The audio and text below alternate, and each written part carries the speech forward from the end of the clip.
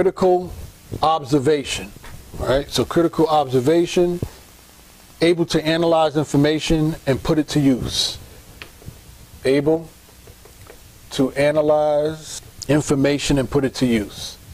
Information and put it to use. All right, critical observation. Now this to me it seems a lot, and there's no possible way I'm thinking many of you would even think, what? I don't have nowhere near that inherent skill set, critical observation. But if you break it down, right? If you break it down, just take it word by word. Critical, right? Take the critical out of this. Take the AL out of that, and you're left with the word critic. Don't tell me there are no critics in our neighborhood or in our community. Nothing but critics, right? So scratch, don't try and BS that. So critic, critical, right? So are you a critic? Can you see somebody and size them up in a matter of seconds and be able to laugh about their shoes or their hair, their clothes? Come on now. What we called it growing up was the dozens. So don't even play that. And now it's called decipher. Don't play. So I think a majority of young people, critic part of them. Now the critical, right? The critical is a, how can I put it? Dang, the word just slipped my mind. I want to say surgical, but that's not the word I'm looking for. It's a more professional version of. So critical observation, meaning you can see something and you can pick it apart. You can find the flaws in it. And most of us have that ability. We suppress it, but we definitely have that ability.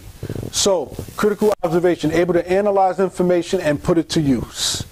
And I just gave an example. If you're doing the dozens, which is what we called it back in the days, today is the cipher, or you snapping on somebody, you can see, analyze the person, size them up, and then if they're going to snap on you, like, oh, I'm not even going to go there.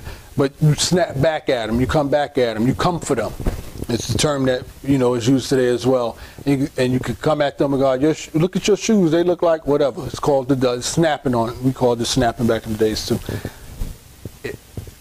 So many of y'all got the, come on. Now, don't play.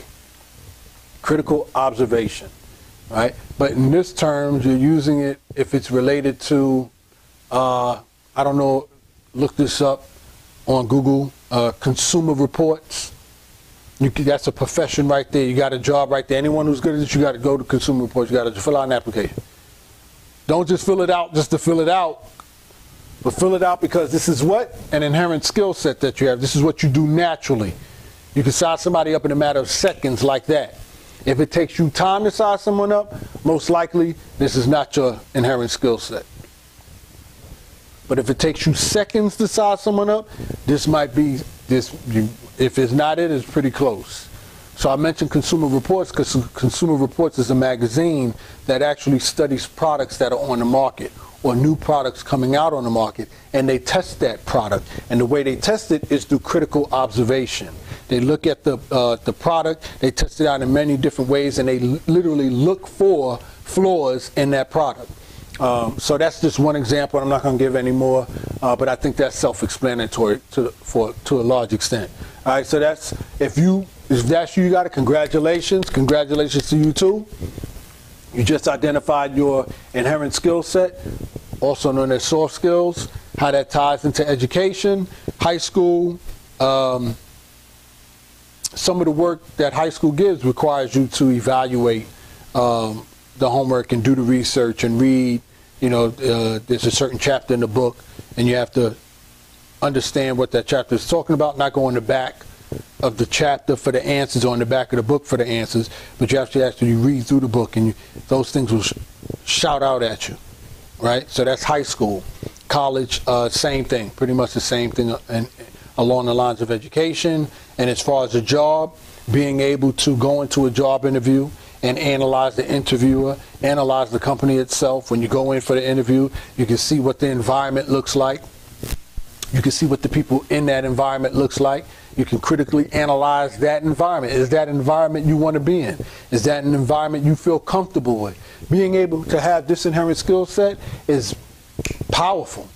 It's powerful. You can avoid a lot of missteps and wasting time with critical observation. So a lot of people who have this inherent skill set, you ahead of the game. You're literally ahead of the game.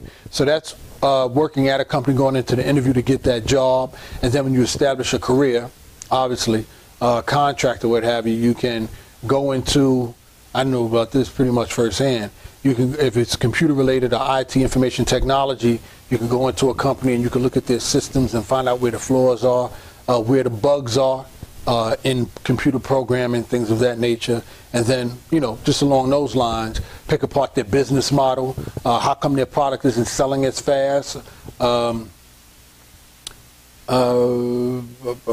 customer service. I can give an example about that, but I'm not. But that's this right here is a very key skill, inherent skill set to have. And then, you know, you start your own company, and whatever that company may be, you may want to do another, you may want to be another Consumer Reports magazine, or you may want to start your own company as a consultant, helping businesses improve their business model or make more use out of it, things of that nature. So if you have this, congratulations, critical observation, boom, that's a powerful one right there, and there you go. Okay, so that takes care of critical observation. We're going to go on to the next one, and the next one is conflict resolution. Big one. That's a big one. Conflict resolution. All right, and what that is, addressing issues directly but delicately. Addressing issues directly but delicately. This is a big one. And when I said big one, I was speaking in reference to how many words, but I was speaking in reference to how widespread right here is. I'm going to give a quick example.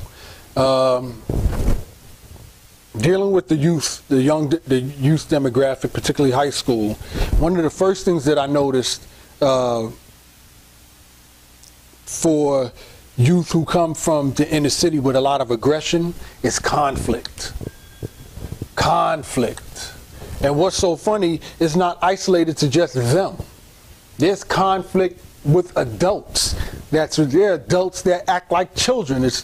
That was surprising to me. Growing up, not recently, but growing up, but conflict, major issue, so widespread. We have conflict now with political leaders, countries, right? Conflict. Conflict. So with these young people, when I got there, I noticed that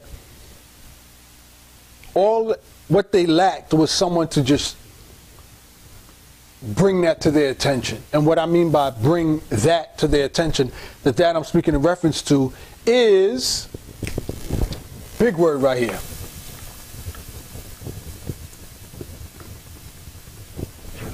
communication. It's all communication. Conflict resolution is the lack of communication.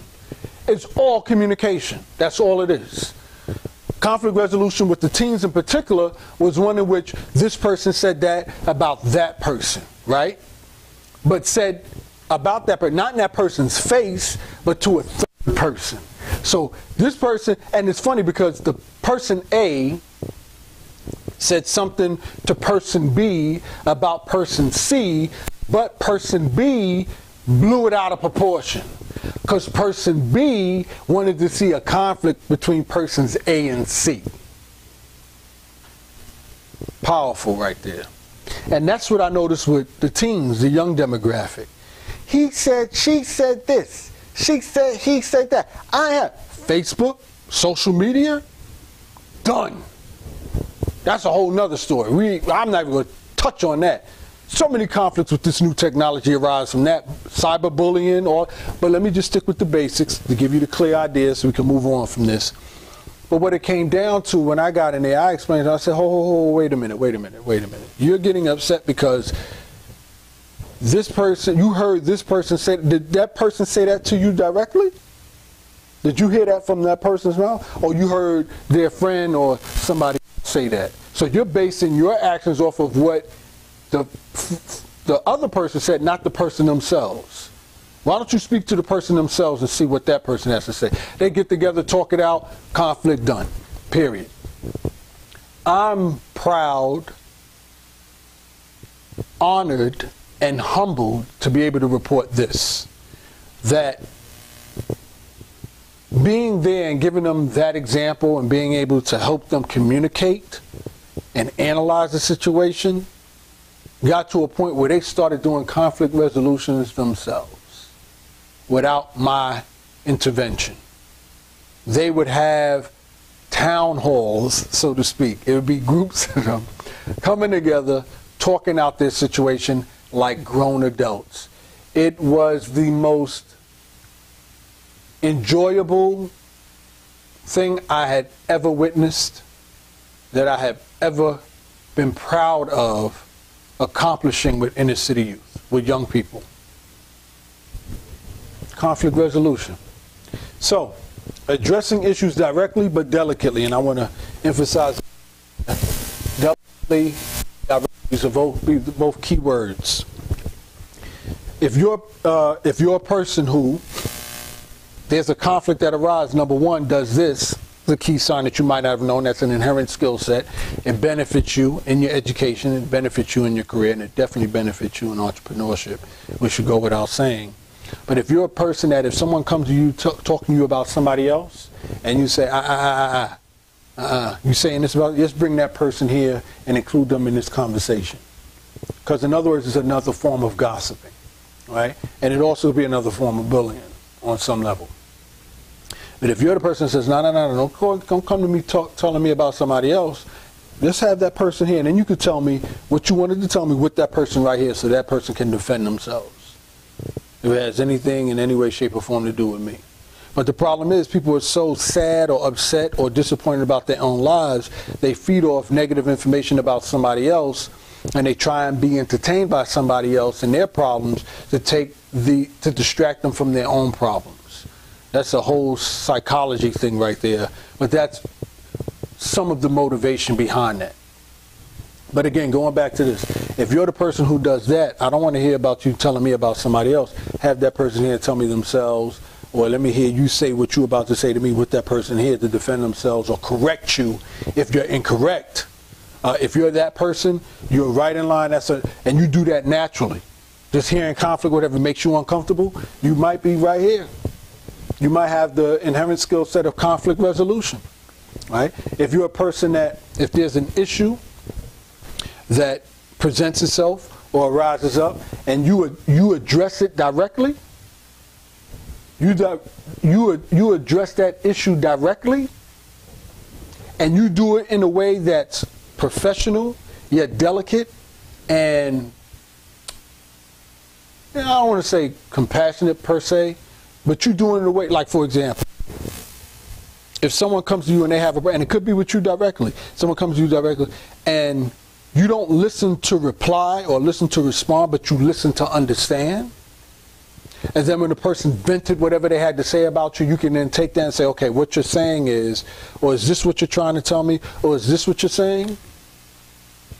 And then you get the person's feedback, yeah, that's what I'm saying. And then you can say, oh, okay, I see where, no, I didn't mean that by that. I didn't mean to say it that way, and that's not what I meant. What I meant to say was this, and that, and what have you, and that's probably why you misunderstood it, or the case may be.